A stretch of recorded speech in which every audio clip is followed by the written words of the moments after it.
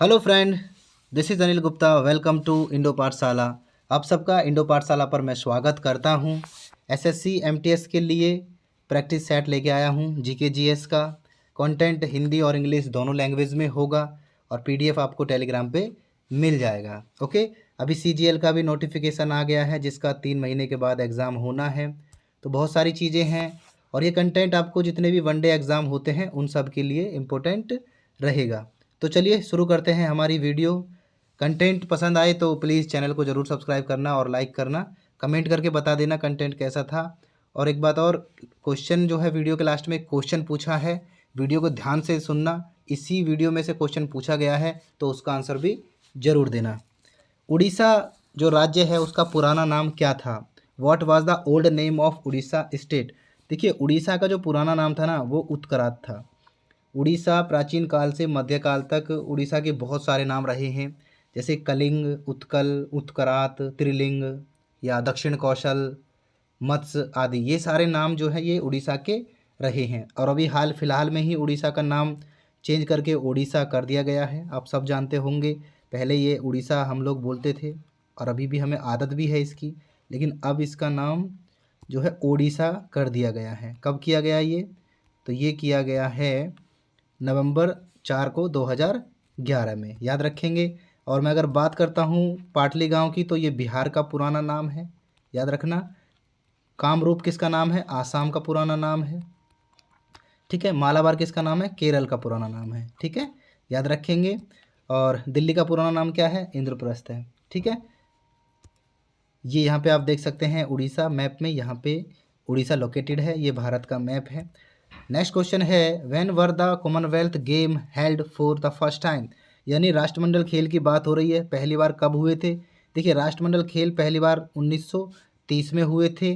कहाँ पर हुए थे? हैमिल्टन, कनाडा में हुए थे, ठीक है, याद रखना।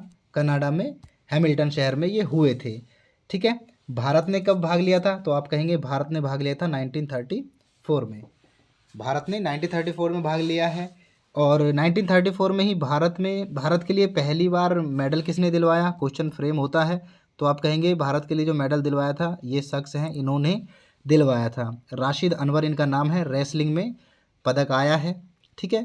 और बात आए राष्ट्रमंडल खेल में पहला गोल्ड मेडल किसने दिलवाया? तो आप कहेंगे मिल्खा सिंह ने दिलवाया था 1958 में। मिल्खा सिंह को फ्लाइंग सिख के नाम से भी जाना जाता है, ठीक है।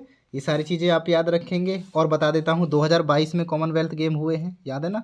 तो 2022 में जो कॉमनवेल्थ गेम हुए थे इसमें शुरू के जो 3 पदक मिले हैं उनके बारे में याद रखना। गोल्ड किसने दिलवाया? तो मीराबाई चानू ने दिलवाया है वेट लिफ्टिंग में। और ब्रॉन्ज मेडल किसने दिलवाया? तो गुरुराज पुजारी जी ने ब्रॉन्ज मेडल दिलवाया था, ठीक है। और सिल्वर मेडल संकेत सरगर जी ने दिलवाया है। तो ये तीनों ही जो मेडल आए थे वेट लिफ्टिंग में ही आए थे, याद रखेंगे। करंट से भी मैंने बता दिया है।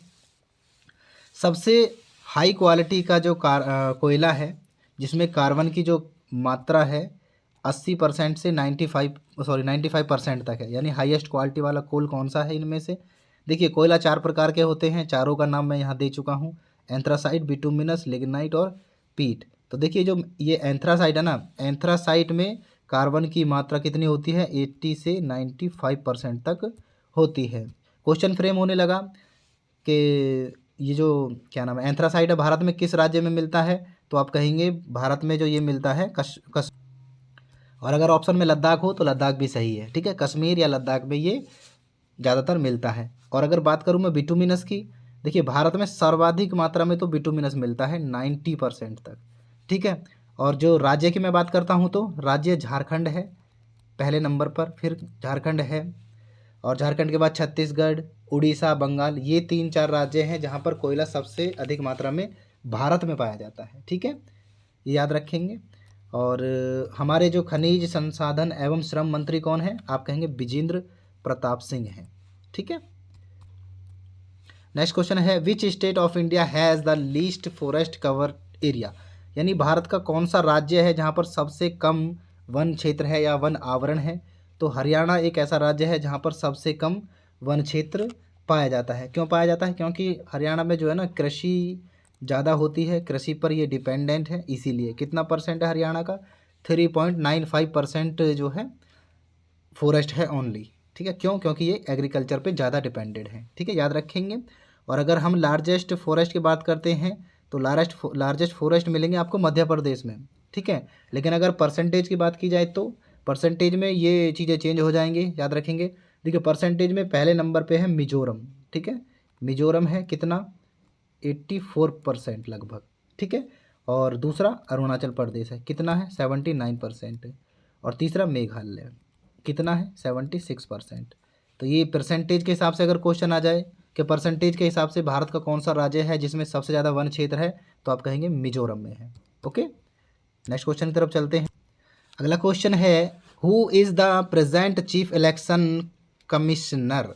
वर्तमान में चुनाव आयुक्त कौन है? वर्तमान में देखिए चुनाव आयुक्त इस समय प्रेजेंट में है राजीव कुमार जी। ठीक है, किस नंबर के हैं? 25वें नंबर के हैं, याद रखेंगे। कब तक रहेंगे? 2025 तक रहेंगे, फरवरी तक, ये भी याद रखना। ठीक है, 24वें कौन थे, बता सकते हो? 24वें थे सुशील चंद्रा जी। ठीक है, कार्यकाल कितना होता है? 65 वर्ष या 6 वर्ष, जो पहले हो जाए। ठीक है, याद रखेंगे ना। ऑप्शन डी इसका करेक्ट आंसर है। अच्छा, इसकी स्थापना कब हुई थी? तो इसकी स्थापना हुई थी 25 जनवरी 1950 को। 25 जनवरी को हम नेशनल वोटर्स डे भी मनाते हैं, इसीलिए मनाते हैं। ठीक है, और चुनाव आयोग से कुछ चीज़ें और बता देता हूँ, करंट अफेयर से रिलेटेड हैं। चुनाव आयोग ने गरुड़ एप्लीकेशन लॉन्च किया था। ठीक है, चुनाव आयोग ने ब्रांड एम्बेसडर बनाया है पंकज त्रिपाठी को। ठीक है, दुनिया का सबसे ऊंचा मतदान केंद्र कहाँ है? हिमाचल प्रदेश में है। ठीक है, मिशन 929 लॉन्च किया है चुनाव आयोग ने ही। ठीक है, ये भी याद रखना। और बिहार का स्टेट आइकन भी बनाया है चुनाव आयोग ने, किसको? मिथिली ठाकुर को। ठीक है, ये सारी चीज़ें चुनाव आयोग से थी, करंट की थी, बता दी हैं। हाल ही में हाइड्रोजन संचालित ट्रेन शुरू करने वाला एशिया का पहला और विश्व का दूसरा राज्य कौन बन गया है? Which has recently become the first country in Asia and second country in the world to start hydrogen power train? देखिए हाइड्रोजन पावर ट्रेन करने वाला, जो संचालित करने वाला जो रशिया है, ये पहला एशियन कंट्री है। और अगर बात करें फर्स्ट की तो वो है फ्रांस है। ठीक है, एशिया की बात हुई है तो चाइना के बारे में थोड़ी सी बातें करते हैं। ठीक है, भारत का लक्ष्य कितना है? भारत का लक्ष्य है 2023 तक के लास्ट तक हम भी जो है हाइड्रोजन ट्रेन संचालित कर देंगे, याद रखेंगे। और रेल मंत्री कौन है? अश्विनी वैष्णव है, याद रखना। और कुछ चीज़ें और याद रखना, रेलवे से ही पूछताछ काउंटर का नाम बदल दिया गया है। क्या नाम कर दिया गया है? सहयोग, याद रखेंगे ना। ठीक है, दुनिया का सबसे बड़ा प्लेटफॉर्म अभी रिसेंटली ही अनाउंस हुआ है, कौन सा है? हुबली धारवाड़ ना। और उसका दूसरा नाम भी है श्री सिद्धा road Swami ji railway station. ठीक है, ये सारे जो है रेलवे से संबंधित थे, जो बन सकते हैं, मैंने बता दिया है। ठीक है, नेक्स्ट क्वेश्चन है, how many times has the Indian under 19 cricket team won the under 19 world cup? देखिए ये पुरुष की बात हो रही है, इसमें महिला कहीं भी मेंशन नहीं है। तो ये बात हो रही है भारतीय अंडर 19 क्रिकेट टीम है, इसने कितनी बार अंडर 19 का विश्व कप जीता है? क्वेश्चन ये है। तो 5 बार जो है भारत की अंडर 19 क्रिकेट टीम ने ये विश्व कप जीता है। ठीक है, पहला कप जीता था सन 2000 में, फिर 2008 में, 2012, 2018 और 2022 में। एक चीज़ याद रखना, जब पहली बार जीता था 2000 में, उस समय कप्तान कौन थे? तो आप कहेंगे मोहम्मद कैफ थे। ठीक है, अभी रिसेंटली कुछ चीज़ें और बताता हूँ। देखो रिसेंटली महिलाओं का भी अंडर 19 विश्व कप शुरू हुआ था, पहली बार आयोजन हुआ, कौन जीता? भारत ही जीता है। ठीक है, कप्तान कौन थी? शेफाली वर्मा, ये याद रखना। ठीक है, और रनर अप किस ईयर में रही हैं? तो 2006, 2016 और 2020 में भारत अंडर 19 में रनर अप भी रहा है। ठीक है, ये सारी चीज़ें आप याद रखना। मैं बढ़ता हूँ अगले क्वेश्चन की तरफ। हाँ, वर्ल्ड कप से एक चीज़ और बता देता हूँ, जो 50 ओवर का विश्व कप है इस बार कहाँ होगा 2023 का? तो आप कहेंगे सर ये भारत में होगा, और ये पहली बार है जो भारत में पूर्ण रूप से होगा। ठीक है, याद रखना। आप कहेंगे सर 2011 में हुआ था जिसे इंडिया जीती थी महेंद्र सिंह धोनी की कप्तानी में, क्या वो पूर्ण रूप से भारत में नहीं हुआ था? तो वो पूर्ण रूप से भारत में नहीं हुआ था। क्यों? क्योंकि वो 3 देशों में हुआ, भारत, श्रीलंका और बांग्लादेश में। लेकिन इस बार जो ये मैच हो रहे हैं, ये आयोजन होगा वर्ल्ड कप का, ये स्पेशली पूर्ण रूप से भारत में ही होगा। ठीक है, बढ़ते हैं नेक्स्ट क्वेश्चन की तरफ। अगला क्वेश्चन ये है, देखिए इस क्वेश्चन के बारे में मैं बता देता हूँ, ये थोड़ा विवादित सा क्वेश्चन है और इसके 2 आंसर भी हो सकते हैं। तो आप अपनी मेमोरी से, अपने नॉलेज से भी गैस करना और इधर उधर से सर्च करना और कमेंट बॉक्स में ज़रूर बताना। ठीक है, और मैं अगर गलत बताऊं तो मुझे थोड़ा वो करना है। देखिए उपराष्ट्रपति अपने मत का प्रयोग कब करता है? When does the vice president exercise his vote? देखिए अपने मत का जो प्रयोग करता है उपराष्ट्रपति, कब करता है? तो ऑप्शन जो ये है B, in a tie situation, इस समय वो करता है। कब? जब चीज़ें बराबर हो जाती हैं तब ये वोट करता है। लेकिन कहीं कहीं मैंने ये भी पढ़ा है नेवर डज, यानी उसने अपने वोट का अधिकार कभी प्रयोग कभी किया ही नहीं है। क्यों नहीं किया? क्योंकि इसके लिए कोई प्रोविज़न ही नहीं है। ठीक है, तो आप इसको थोड़ा देख लेना। आर्टिकल 63 रिलेटेड है किससे? उपराष्ट्रपति के पद से संबंधित है ये। और मैं बात करूं आर्टिकल 64 की, तो आर्टिकल 64 के तहत राज्यसभा के सभापति कौन चुने जाते हैं? उपराष्ट्रपति चुने जाते हैं। ठीक है, उपराष्ट्रपति की सैलरी की बात की जाएगी तो कितनी बताएंगे आप? 4 से 4.5 लाख पर मंथ होती है। ठीक है, अभी वर्तमान में भारत के उपराष्ट्रपति कौन है? तो आप कहेंगे जगदीप धनखड़ जी हैं। ठीक है, कौन से नंबर के हैं? 14वें नंबर के हैं। ठीक है, क्या आपको मालूम है पहले नंबर के उपराष्ट्रपति कौन थे? डॉक्टर सर्वपल्ली राधाकृष्णन थे। ठीक है, नेक्स्ट क्वेश्चन है, कलकत्ता में उच्चतम न्यायालय की स्थापना किस वर्ष हुई थी? देखिए, मैं सुप्रीम कोर्ट की बात कर रहा हूँ। कलकत्ता में उच्चतम न्यायालय की स्थापना कब होती है? 1974 में होती है सुप्रीम कोर्ट की स्थापना। लेकिन अगर हाई कोर्ट की बात की जाए तो हाई कोर्ट की स्थापना हुई थी 1862 में कलकत्ता में, 1862 में ही बम्बई में, और 1862 में ही मद्रास में हुई थी। ठीक है, ये 3 जो हाई कोर्ट है ये एक ही ईयर में यानी सेम ईयर में हुए हैं। लेकिन जो चौथा हाई कोर्ट है ये इलाहाबाद का हाई कोर्ट था। इसकी स्थापना कब हुई थी? इसकी स्थापना हुई थी 1866 में। याद रखेंगे। अच्छा, एक चीज़ और बता देता हूँ, ये सुप्रीम कोर्ट की जब स्थापना हुई थी 74 में, तो 1773 में रेगुलेटिंग एक्ट आया था, इसके तहत ही हुई थी। ठीक है, नेक्स्ट क्वेश्चन है, which article is related to the speaker and the deputy speaker of the Lok Sabha, यानी लोकसभा के अध्यक्ष और उपाध्यक्ष से संबंधित कौन सा अनुच्छेद है? देखिए, आर्टिकल जो 93 है ये लोकसभा के अध्यक्ष और उपाध्यक्ष से संबंधित है। ठीक है, मैं बात करता हूँ आर्टिकल 79 की, तो ये पार्लियामेंट से रिलेटेड है, याद रखेंगे। और आर्टिकल 80 किससे रिलेटेड है? आर्टिकल 80 जो रिलेटेड है ये राज्यसभा से रिलेटेड है। ठीक है, और 81 किससे? लोकसभा से संबंधित है। ठीक है, ये सारी चीज़ याद रखेंगे। आर्टिकल 83 भी बता ही देता हूँ। आर्टिकल 83 किससे है? संसद की अवधि के बारे में इसमें बताया गया है। ठीक है, एक आर्टिकल और याद कर लो, याद अगर रह जाए तो। आर्टिकल 87 किससे संबंधित है?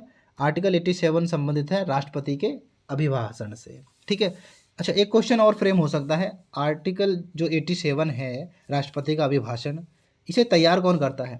यानी राष्ट्रपति का जो अभिभाषण होता है उसे तैयार कौन करता है? उसे पीएमओ तैयार करता है। ठीक है, याद रखेंगे। नेक्स्ट क्वेश्चन की तरफ चलते हैं। अगला क्वेश्चन है, व्हाट इज बायोसोनार? देखिए, बायोसोनार की बात हो रही है। Used to measure on ships, यानी जहाज़ों में क्या मापने के लिए बायोसोनार या इको लोकेशन का यूज़ किया जाता है? देखिए, बायोसोनार का जो उपयोग किया जाता है ना, वो समुद्र की गहराई यानी डेप्थ ऑफ वाटर के लिए किया जाता है। ऑप्शन बी इसका राइट आंसर है। ठीक है, अगर सोनार की बात करें तो सोनार की फुल फॉर्म होती है साउंड नेविगेशन एंड रेंजिंग। ठीक है, और रडार की बात करें तो रेडियो डिटेक्शन एंड रेंजिंग। ठीक है, ये इसकी फुल फॉर्म हो गई। कुछ चीज़ें और याद करते हैं। एक चीज़ होती है एनीमोमीटर, इसके बारे में याद रखना, एनीमोमीटर। ठीक है, ये क्या होता है? ये होता है हवा की जो गति है, स्पीड है, उसको मापने के लिए। सिस्मोग्राफ क्या होता है? सिस्मोग्राफ भूकंप को नापने के लिए होता है। और एक चीज़ और होती है एपिडोस्कोप, ये क्या होता है? ये होता है सिनेमा घरों में पिक्चर इसी की वजह से चलती है, संभव है। ठीक है, इसी की वजह से चलती है वो। तो ये सब चीज़ें हैं। आगे चलते हैं नेक्स्ट क्वेश्चन की तरफ। अगला क्वेश्चन है, how many bones are there in the human skull, यानी मनुष्य के कपाल में कुल कितनी अस्थियां हैं?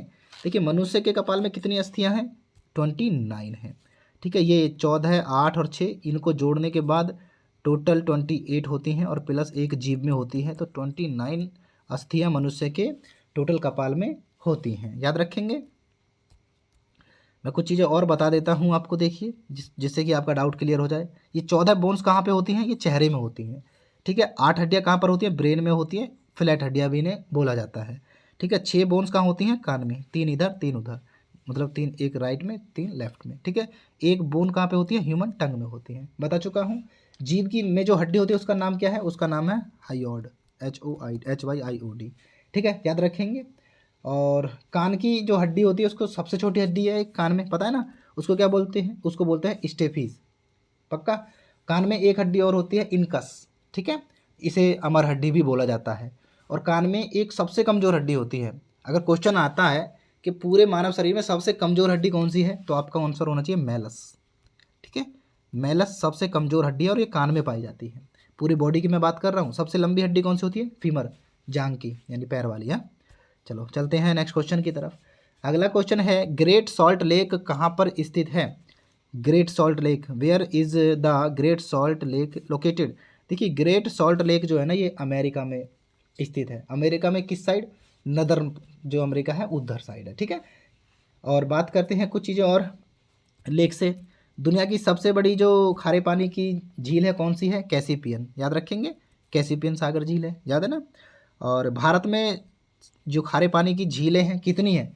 देखिए, भारत में 6 प्रकार की खारे पानी की झील हैं, बता देता हूँ। पेंगोंग झील है लद्दाख में, याद रखना। सांबर झील है राजस्थान में, और राजस्थान में एक झील और है जो खारे पानी की है, उसका नाम है पचपदरा झील, ठीक है, ये भी राजस्थान में ही है, ठीक है। चिल्का झील की बात करते हैं, ये भी उड़ीसा में है, ये भी चिल्का झील जो है ये भी खारे पानी की है।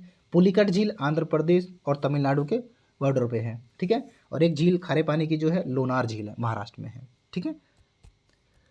ताइवान की राजधानी है, is the capital of Taiwan. देखिए, ताइवान की जो राजधानी है ताइपे है, याद रखेंगे, किसकी? ताइपे। ताइपे की मुद्रा इसकी मुद्रा क्या है? मुद्रा है डॉलर, ठीक है, याद रखना।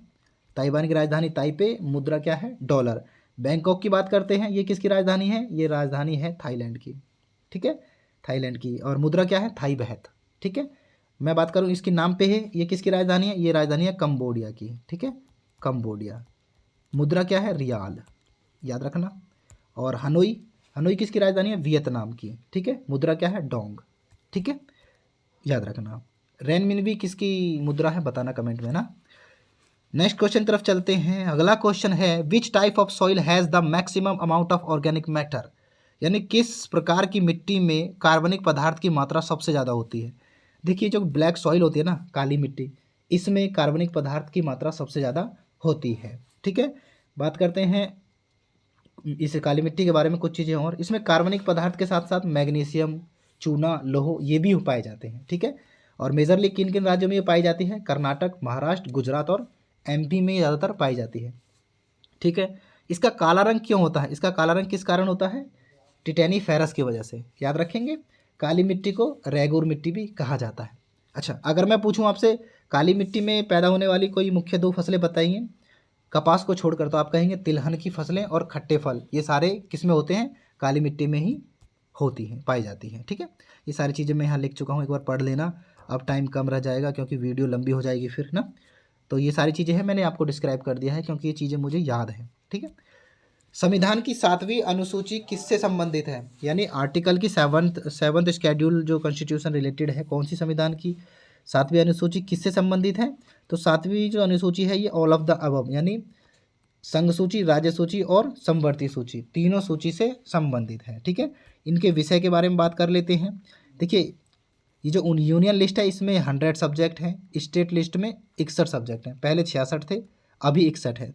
और कॉन्करेंट लिस्ट में 52 है। पहले कितने थे? पहले थे 47, ठीक है। इसके 5 प्लस करके इसमें कर दिए 52 है, ठीक है। और जब संविधान बना था तब कितनी अनुसूचियाँ थी? 8 थी। अभी कितनी है? 12 है, ठीक है।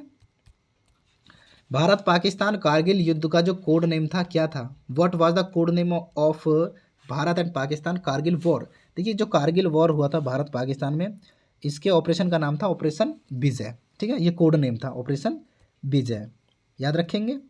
ऑपरेशन विजय से कुछ चीज़ें और याद होनी चाहिए। कौन कौन सी? ऑपरेशन विजय के तहत ही गोवा और दमन और दीव को भी तो आज़ाद कराया गया था। कब? 1961 में, ठीक है। बात इसकी करते हैं, कारगिल वॉर कब हुआ था? मई से जुलाई में 1999 में, ठीक है। और इसीलिए हम प्रत्येक ईयर जो है, हर साल 26 जुलाई को क्या मनाते हैं? कारगिल विजय दिवस मनाते हैं, okay. Who was the last governor general of India? यानी भारत के अंतिम गवर्नर जनरल कौन थे? भारत के अंतिम गवर्नर जनरल थे सी राजगोपालाचारी। ऑप्शन बी इसका करेक्ट आंसर थे। और वो भारत के एकमात्र भारतीय ही जनरल गवर्नर थे, ठीक है। कब बने थे? 1948 में। कब तक रहे? 1950 तक रहे, ठीक है। और 1954 में इन्हें क्या मिला था, याद है? भारत रत्न भी इन्हें मिल चुका है, ओके। इस पेड़ की छाल का उपयोग एक मसाला के रूप में किया जाता है। The bark of the tree is used as a spice. देखिए, कौन सी है ये? ये है सिनेमॉन यानी दालचीनी, इसे हिंदी में बोला जाता है। इसका उपयोग किस लिए, मसाले के रूप में भी किया जाता है। ओके। क्रिकेट की गेंद को किस डिग्री से मारा जाना चाहिए ताकि वह ज़्यादा दूरी तय कर सके, ठीक है। What degree should cricket ball to be hit so that its travel a long distance. देखिए अगर 45 यानी 45 डिग्री से आप क्रिकेट की किसी बॉल को मारते हैं तो ये सबसे ज़्यादा दूरी तय करेगी, ठीक है। और इस डिग्री को आप नॉर्मल भाषा में कवर ड्राइव भी कह सकते हैं, ठीक है। जब कोई बल्लेबाज कवर ड्राइव लगाता है तो लगभग 45 डिग्री का एंगल ही बनता है, ठीक है। क्रिकेट से कुछ शब्द हैं जिन्हें आप याद रखेंगे। Back foot, bouncer, sweeper, sweeper cover, reverse swing, Kookaburra, ड्वीक और बाउंसर, DRS, LBW, ये सारी चीज़ें आप याद रखेंगे। सब्स्टिट्यूट, ये सब चीज़ें क्रिकेट से संबंधित वर्ड्स हैं और एग्ज़ाम में हर वर्ष पूछे जाते हैं, ठीक है। IPL 2022 की जो उप विजेता टीम थी, देखिए रनर अप टीम की बात हो रही है। IPL 2022 की करंट अफेयर्स का क्वेश्चन है। रनर अप थी राजस्थान रॉयल, ठीक है। किसने हराया इसको, गुजरात टाइटंस ने इसको हराया था, ठीक है। गुजरात टाइटंस पहली बार खेली और पहली बार में ही विनर ये रही है, ठीक है। गुजरात टाइटंस के कप्तान कौन थे, आप कहेंगे हार्दिक पांड्या थे, ठीक है। और ये जो टीम हारी है राजस्थान रॉयल की, इसके कप्तान कौन थे, संजू सैमसन थे, ठीक है। और 2022 में ही 10 टीमों ने IPL में भाग लिया। पहले 8 टीमें भाग लेती थी, लेकिन 2022 के बाद 22 में 2 टीमें और एंट्री हुई है। एक गुजरात टाइटंस थी और एक लखनऊ सुपर जॉइंट्स थी, ठीक है। याद रखेंगे। और बता देता हूँ, ये फाइनल जो 2022 का हुआ था, कहाँ पे हुआ था, ये हुआ था नरेंद्र मोदी स्टेडियम में, अहमदाबाद में, ठीक है। दुनिया का सबसे बड़ा क्रिकेट स्टेडियम है, याद रखेंगे। और जब इसको 15 साल पूरे हो गए हैं, 15वां संस्करण था, तो IPL ने क्या किया था, IPL ने एक टी शर्ट बनाकर जो है टी शर्ट बनाई थी और इसको गिनीज वर्ल्ड रिकॉर्ड में शामिल किया गया है, ठीक है।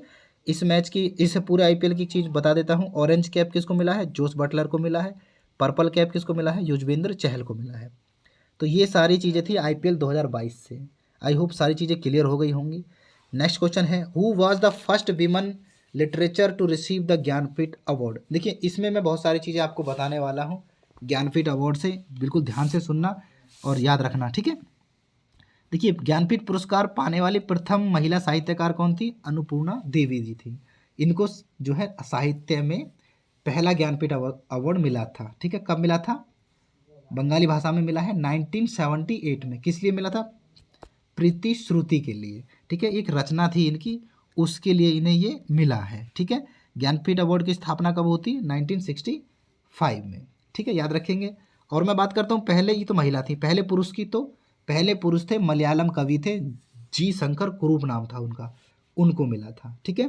क्वेश्चन आए हिंदी में किसको मिला है, प्रथम व्यक्ति हिंदी वाले कौन है, तो आप कहेंगे सुमित्रा नंदन पंत हैं, जिन्हें ज्ञानपीठ अवार्ड मिला है। किसके लिए, चितंबरा के लिए। कब मिला था, 1968 में, ठीक है, याद रखना। और प्रथम महिला की बात की जाए हिंदी में, जिन्हें पहली बार ज्ञानपीठ पुरस्कार मिला है हिंदी भाषा के क्षेत्र में, तो आप कहेंगे महादेवी वर्मा जी को मिला है। कब मिला, 1982 में। किस लिए मिला, यामा के लिए, ठीक है। 1982 इंपॉर्टेंट क्यों है, देखो बताता हूँ। पहले जो ज्ञानपीठ अवार्ड मिलता था ना, ये रचना के लिए मिलता था, ठीक है। लेकिन 1982 के बाद ये किसके लिए दिया जाने लगा, साहित्य के लिए, यानी जो साहित्य में योगदान देगा उनको ये अवार्ड दिया जाएगा, ठीक है। और हाँ, ये कितनी भाषाओं में दिया जाता है, ये दिया जाता है 23 भाषाओं में, ठीक है। जो संविधान में 22 भाषाएं हैं 8वीं अनुसूची के तहत, वो तो है ही हैं, एक लैंग्वेज और है इंग्लिश, तो इसके तहत भी ये दिया जाता है, ठीक है।